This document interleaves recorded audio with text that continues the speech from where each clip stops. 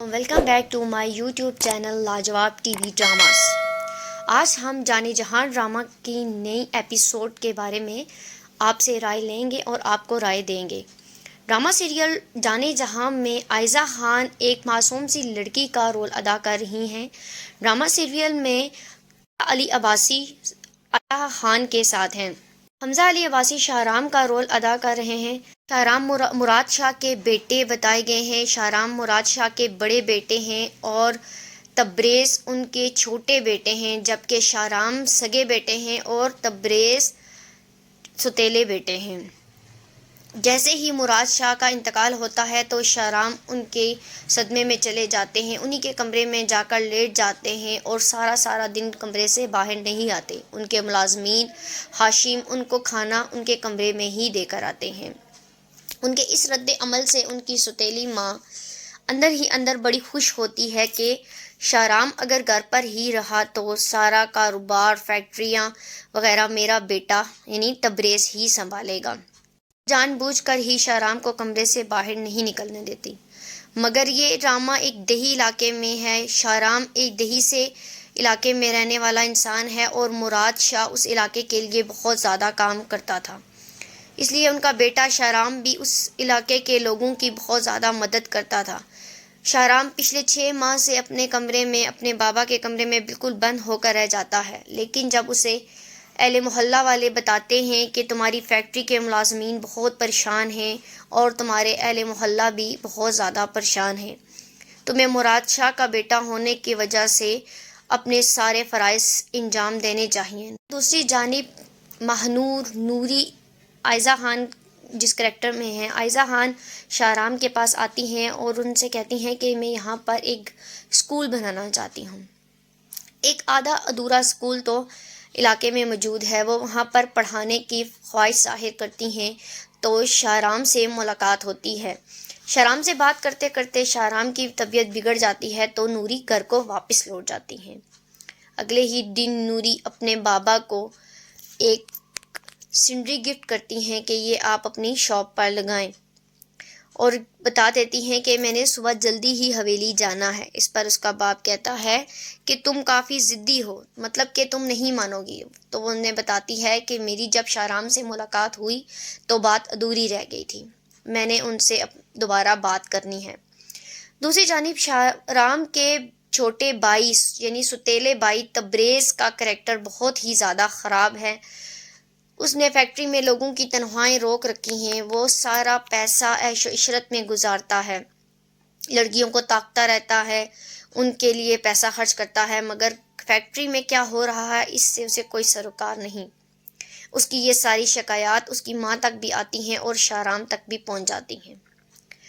آخر کار نوری کے حوصلہ دینے پر شاہرام اپنے کمرے سے باہر آتا ہے اور ایک دن ڈائننگ ٹیبل کے پاس آ جاتا ہے۔ اس کی ماں اسے کہتی ہے کہ مجھے بہت اچھا لگا تم یہاں آئے، تم بھی ہمارے ساتھ کھانا کھاؤ۔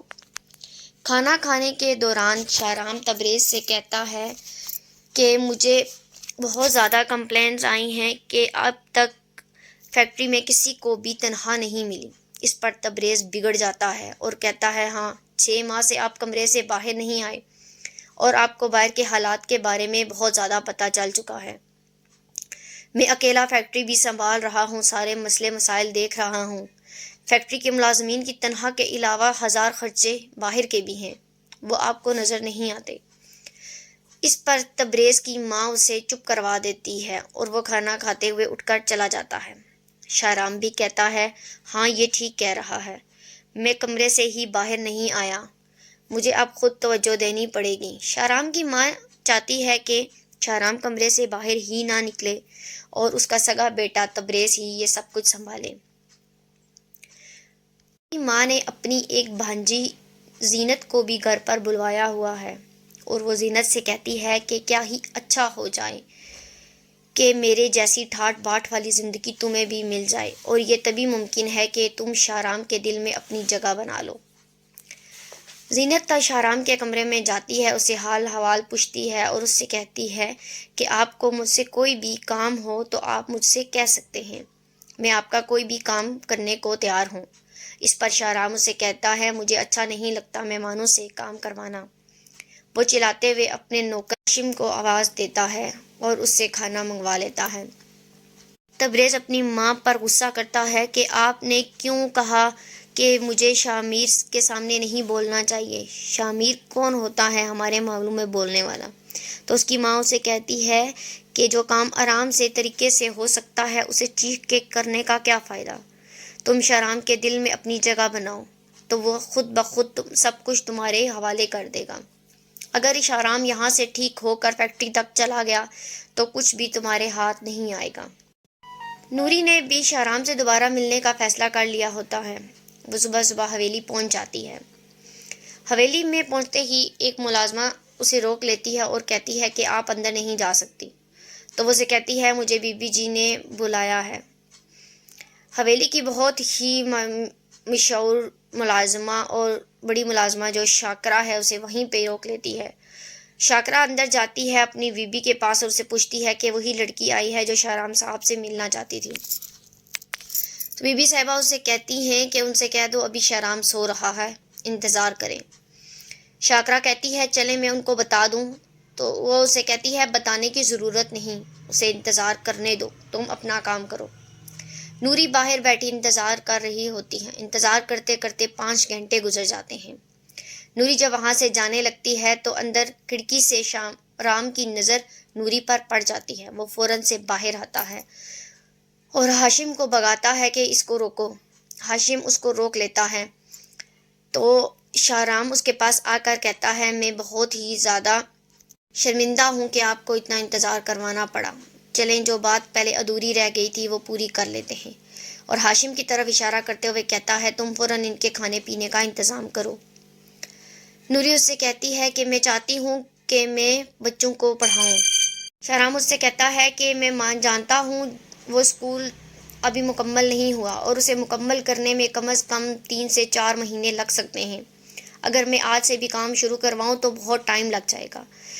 اس پر نوری کہتی ہے کہ مگر تب تک تو بہت دیر ہو جائے گی، مگر میری بہت خواہش ہے کہ میں ان بچوں کو یہیں پر پڑھا لوں۔ تو شہرام اس سے کہتا ہے کہ میرے پاس اس مسئلے کا حل ہے، اگر آپ چاہیں تو میں اسی باغیچے میں آپ کے لیے پڑھائی کا انتظام کروا دیتا ہوں، آپ یہیں پر بچوں کو پڑھا سکتی ہیں جب تک ہمارا اسکول تیار ہوتا۔ تو نوری اس بات پر بہت خوش ہو جاتی ہے مگر حیران بھی ہو جاتی ہے کہ یہ کیسے مان گیا۔ ایک دم سے کہتی ہے آپ مذاق کر رہے ہیں؟ تو شہرام کہتا ہے نہیں میں بالکل بھی مذاق نہیں کر رہا، 6 ماہ سے میں مسکرایا تک نہیں ہوں اور آپ کو لگتا ہے میں مذاق کر رہا ہوں؟ میں بالکل بھی مذاق نہیں کر رہا۔ نوری پلٹتے ہوئے اسے کہتی ہے کہ ٹھیک ہے تو میں کل سے آتی ہوں۔ پھر دوبارہ پلٹتی ہے اور کہتی ہے نہیں کل سے نہیں پرسوں سے، تھوڑی سی تیاریاں بھی کرنی ہوں گی، تو کل میں اپنی تیاریاں پوری کر لوں، پرسوں سے میں بچوں کو یہیں پڑھا لوں گی۔ اس پر شہرام بہت خوش ہوتا ہے اور اسے باغیچے میں پڑھانے کی اجازت دے دیتا ہے۔ اگلے ہی دن نوری وہاں پر بچوں سمیت بورڈ اٹھا کر آ جاتی ہے۔ باغیچے میں جگہ بنا دی جاتی ہے اور نوری وہاں بچوں کو پڑھانے لگتی ہے۔ شہرام وہاں کھڑکی سے نوری کو دیکھ کر بہت خوش ہو رہا ہوتا ہے۔ شہرام اپنی ماں سے بھی اس بات کا ذکر کرتا ہے کہ میں بہت زیادہ خوش ہوں کہ میرے علاوہ بھی یہاں پر کسی کو یہاں اسکول بنانے کی دلچسپی ہے۔ وہ اپنی ماں سے کہتا ہے میرا خواب پورا ہو جائے اگر یہاں اس علاقے میں ایک اسکول بن جائے، اور یہ خواب بابا کا بھی تھا۔ اس پر اس کی ماں کہتی ہے بہت ہی اچھا ہے، جو تم سوچتے ہو بہت اچھا سوچتے ہو، مگر دل ہی دل میں وہ شہرام سے جلتی ہے اور شہرام کی سوچ کو بدلنا چاہتی ہے۔ وہ جاتے ہوئے شہرام کو ایک گلاس دودھ دے کر جاتی ہے۔ وہ روزانہ دودھ کے اندر ایسی ادویات ملاتی ہے جس سے شہرام کو ہوش نہ آئے۔ شہرام بھی وہ دودھ پی لیتا ہے اور دودھ پیتے ہوئے اسے بتاتا ہے کہ مجھے دودھ پیتے ہوئے کافی تکلیف ہوتی ہے، مجھے سمجھ نہیں آتا، ایک دن میں ٹھیک ہوتا ہوں اور ایک دن میری طبیعت بگڑ جاتی ہے۔ اس پر وہ مسکرا کر چلی جاتی ہے۔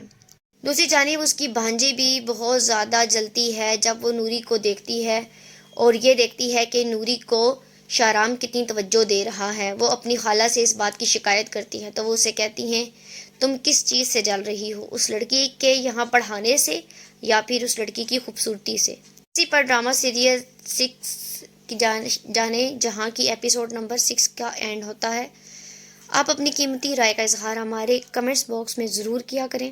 Subscribe to my YouTube channel and please press the bell icon تاکہ آنے والی نیوز تمام ویڈیوز کے نوٹیفیکیشن آپ تک آتے رہیں.